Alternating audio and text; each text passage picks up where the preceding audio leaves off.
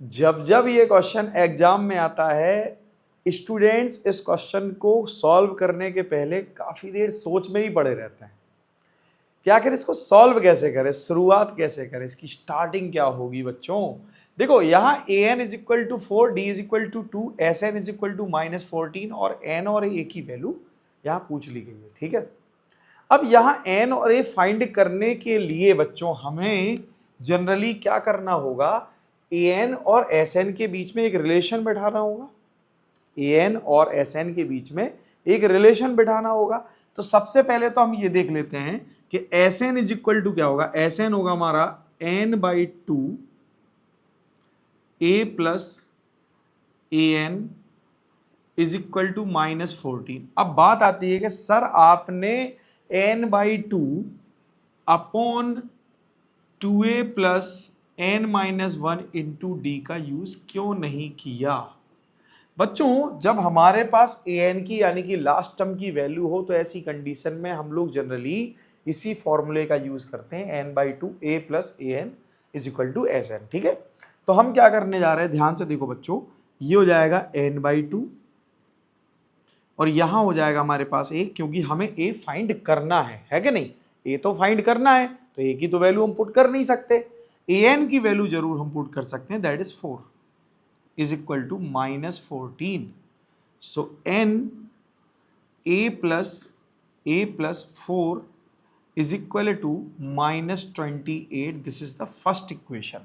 ये हमारे पास first equation आ गई। ठीक है, अब हम ए एन को सॉल्व कर लेते हैं बच्चों। ए एन क्या है हमारे पास, a N is equal to 4, so a plus n-1 into d is equal to 4। ये बात समझ में आ गई होगी। ठीक है, अब क्या करना होगा, a की वैल्यू तो हमारे पास है नहीं, ना ही n है, ना a है ना ही n है, बट d हमारे पास जरूर है बच्चों 2 and equal to 4।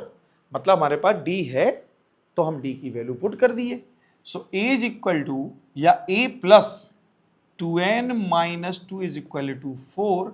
So a is equal to 2n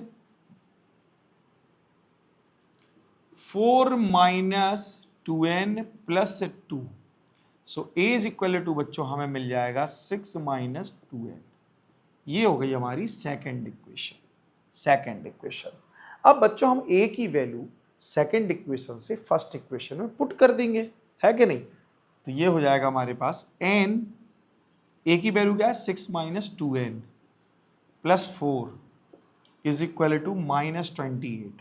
बच्चों ये जो हमारे पास वैल्यू लिखी है n, ये हो जाएगा हमारे पास -2n plus 10 is equal to -28 और ये होगा हमारे पास -2n square plus 10n is equal to -28। क्या मैं इससे 2 कॉमन ले सकता हूँ माइनस का। So n square plus n square minus 5n is equal to -28। बच्चों ये -2 से -28 कैंसिल होगा। So n square minus 5n is equal to हमें मिलने वाला है 14, वो भी पॉजिटिव। अब बच्चों ये 14 को क्या करेंगे, ट्रांसफॉर्म कर लेंगे। सो हमें मिलेगा यहाँ पर इक्वेशन जो है n square -5n minus 14 equal 0। So this is the quadratic equation.